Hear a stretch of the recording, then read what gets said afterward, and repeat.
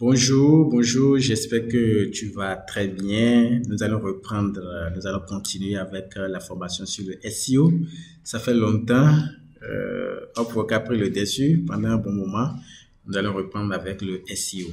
Alors, nous avons déjà parlé de ce que c'est que le SEO off-page, le SEO on-page. Nous avons parlé de Google Search Console, Google Analytics. On a parlé des bases. Donc aujourd'hui, nous allons commencer une série de vidéos sur la rédaction d'articles, le contenu. Aujourd'hui, le SEO, dans un SEO, la rédaction de contenu joue un rôle déterminant. Si votre contenu n'est pas pertinent, quel que soit tout ce que vous allez faire, quelles que soient les publicités Google Ads que vous allez lancer, vous n'aurez vraiment pas gain de cause.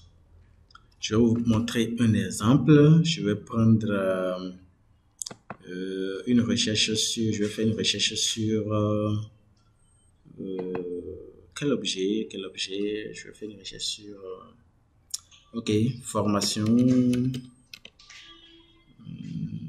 de vente B2B. Voilà, je cherche une formation en vente B2B. Donc ici, non, il n'y a que des résultats organiques sur la première page. Organique. Ok. Vous voyez? Annonce. Ceux-là qui ont ces sites web ont mis de l'argent sur ces mots-clés. Mais regardez la position qu'ils occupent dans les moteurs de recherche de Google. Ils ne sont pas sur la première page, ils ne sont pas premiers, ni deuxième, ni troisième. Vous voyez ici. France compétences est en première position, M2I information deuxième, 15 programmes de formation, vous voyez, 8, 9, ils sont classés complètement vers le bas, vous voyez, jusqu'ici, les 3 derniers sur la page. Donc les 7 premiers sont des résultats organiques et ils n'ont même pas besoin de créer de campagne pour ces mots-clés parce que le contenu est vraiment pertinent, c'est riche. Vous comprenez? Donc, si vous n'avez pas un contenu très pertinent, quel que soit le montant que vous allez mettre sur vos mots-clés, Google vous met en dernière position. Google ne vous classe pas parce que ils veulent offrir aux internautes des meilleurs résultats que possible. Donc, cette série de vidéos que nous allons commencer pour la rédaction de contenu est très importante et c'est la première partie. Alors pour cette première partie, nous allons parler des balises. Les balises H1, H2, H3, H4. Nous allons parler des balises. Les balises jouent un rôle très important en ce qui concerne la lisibilité de votre article. Si l'article doit être lisible, bien aéré, bien structuré, il faut maîtriser la structure des balises. Donc ici, vous voyez les balises titre H1, H2, H3, etc.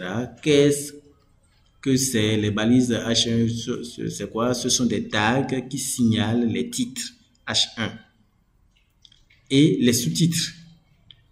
Les H1 sont des titres de premier niveau, H2 sont des titres de second niveau, H3 sont des titres de troisième niveau et ainsi de suite jusqu'à la balise titre H6.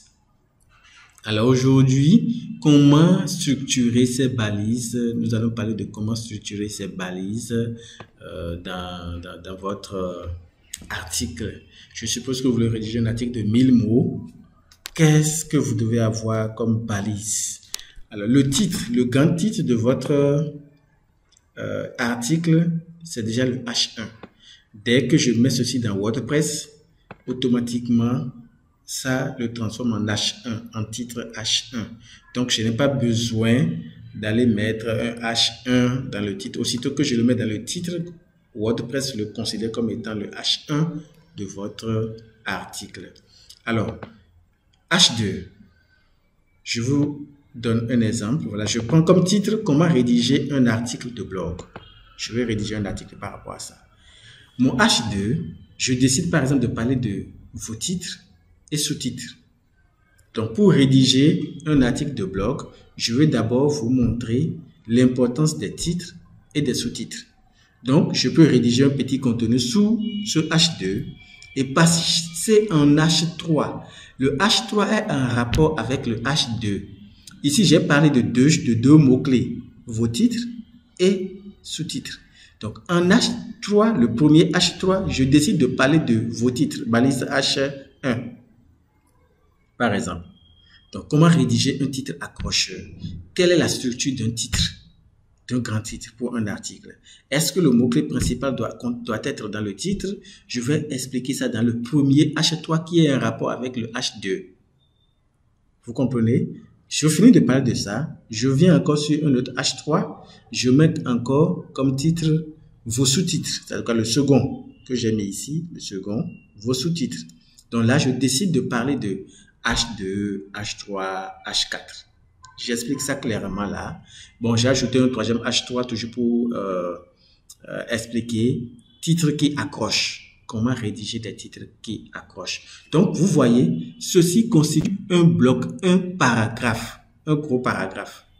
Et dans ce paragraphe, j'ai des sous-paragraphes qui sont H3, H3, H3. Parce que sous ce H3, il y a un petit test. Sous ce H3, il y a un petit test qui décrit les sous-titres. Sous ce H3, il y a aussi le petit test. Donc, tout ceci constitue un bloc. Vous comprenez? Donc, j'ai fini avec un titre. Je décide maintenant de parler des métadonnées. Donc, je mets encore un H2, les métadonnées. Et dans ce H2, les métadonnées, je décide d'abord de parler des requêtes cibles. L'importance de la requête cible dans les métadonnées. Je parle de ça. C'est un H3 qui est en rapport avec le H2. Les métatitres, je parle de ça. Les métadescriptions. Et dans la métadescription, je suppose que j'ai encore des petits points à décrire de façon séparée. Je peux faire appel au H4. Donc, le H4 est uniquement en rapport avec le H3 qui est là pour bien expliquer la métadescription. Donc, ici, le premier H4, je veux parler du nombre de caractères qu'on peut avoir dans une métadescription. Ici, je veux parler de call to action qu'on doit avoir dans la métadescription. Je vais parler des symboles pour attirer les visiteurs à cliquer sur mon métatitre. Je veux parler des mots-clés que je dois mettre dans la métadescription. Donc, ici, il y a uniquement un rapport avec les H4 qui sont là juste pour soutenir tout ce que je dis ici dans le troisième H3 métadescription. Et le tout maintenant constitue un bloc pour le deuxième H2. Vous voyez comment c'est structuré. Donc, j'ai fini de parler de ceci. Je passe encore à un autre H2 si j'ai encore un autre point à aborder pour cet article. Je vais parler par exemple de la structure des paragraphes. Alors, je fais une petite description. Je viens en H3. H3, longueur des phrases. Quelle est la longueur des phrases dans un paragraphe? Qu'est-ce que Yoast SEO recommande? Qu'est-ce que Google recommande? Combien de mots je dois avoir dans une phrase? Je finis de parler de ça. J'aborde maintenant la longueur d'un paragraphe. Dans un paragraphe, Google recommande que nous ayons combien de mots? Il faut environ combien de lignes pour constituer un paragraphe pour que le texte soit lisible aux internautes? Donc, je parle de ça. Maintenant, si, entre-temps, au niveau des longueurs de paragraphes, je pense qu'il y a encore des sous-titres, des points à aborder qui vont prendre un peu de temps. Je crée un H4. Si, sous ce H4, je dois envoyer encore des pointillés, je peux aller jusqu'à H5. Mais moi, je m'arrête généralement à H4. Donc, voilà la structure. Voilà une petite vidéo pour vous expliquer les balises. Donc, le H1, le grand titre, je l'ai mis en bleu et en noir. Les H2 sont en bleu. Vous voyez, les H2 sont en bleu. Donc, je vous recommande d'avoir, c'est pas bien dans un article que nous ayons juste un H2 et on a un H3, on a un H4. Non, là, Google, le sitemap, quand Google va vouloir rediriger les internautes sur votre article Google même, les robots vont se perdre. Les robots vont se perdre sur sur votre contenu. Donc, je vous encourage à suivre ce genre de structure-là. Ça dépend de ce que vous voulez dire dans votre article, ça dépend du contenu. Je vous encourage à avoir plusieurs H2. Dans les H2, vous pouvez avoir des H3. Dans les H3, vous pouvez avoir des H4.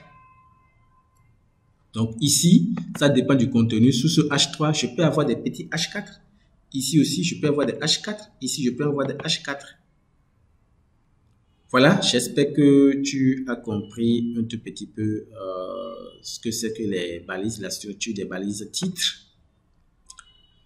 Comme je le dis depuis le début, ces vidéos sont pour les débutants, des gens qui veulent avoir des BA des SEO, qui veulent comprendre de façon générale avant d'aller prendre une formation plus poussée vers les experts, des experts en SEO. J'espère que cette vidéo t'a plu et je te conseille de rester câblé pour la prochaine vidéo qui sera essentiellement sur la recherche des mots-clés. Merci, ciao, ciao.